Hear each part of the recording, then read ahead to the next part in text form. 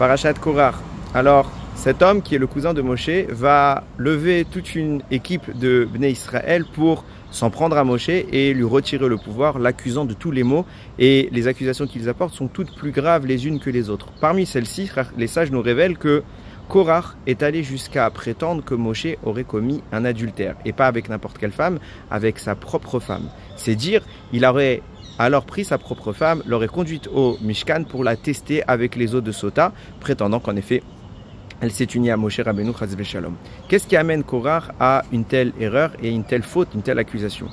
Nos sages révèlent que Korach n'est autre que la réincarnation de Caïn, tandis que Moshe était la réincarnation de Hevel. Ces deux frères qui se sont opposés au début de la création du monde, pour une des raisons que nos sages évoquent, à chaque fois, encore une fois, un problème avec leurs épouses.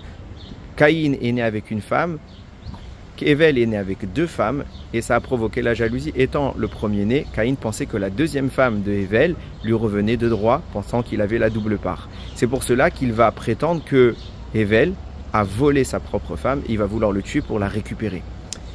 Cette accusation-là va se répercuter des siècles plus tard lorsque Korach, descendant incarnation de Caïn, va prétendre encore une fois que Hevel, représenté par Moshe, a approché une femme qui lui revenait de droit, d'où cette accusation. L'erreur que commet Korach ici est tellement grave que la terre ouvre sa bouche et l'absorbe. Donc ça, je pose la question de savoir pourquoi parler de l'ouverture de la bouche de la terre. Simplement dire que la terre a absorbé les personnes qui sont responsables de la faute.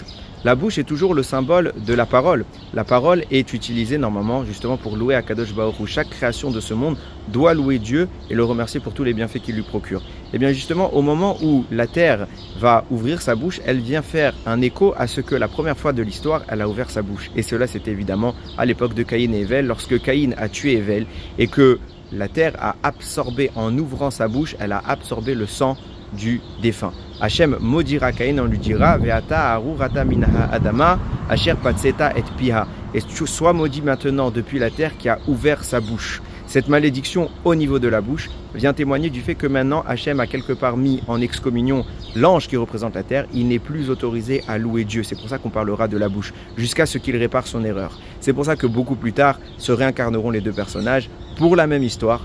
Korach accusera à nouveau Moshe, mais cette fois la terre n'ouvrira pas sa bouche pour absorber celui qui est légitime, elle ouvrira sa bouche pour critiquer celui qui est fauteur. Korach sera absorbé et l'ange sera quelque part pardonné et aura l'autorisation à nouveau de louer. Comment cette éloge se fera-t-elle? Eh bien depuis la terre, Korach admet que Moshe il est vérité et que sa Torah est vérité.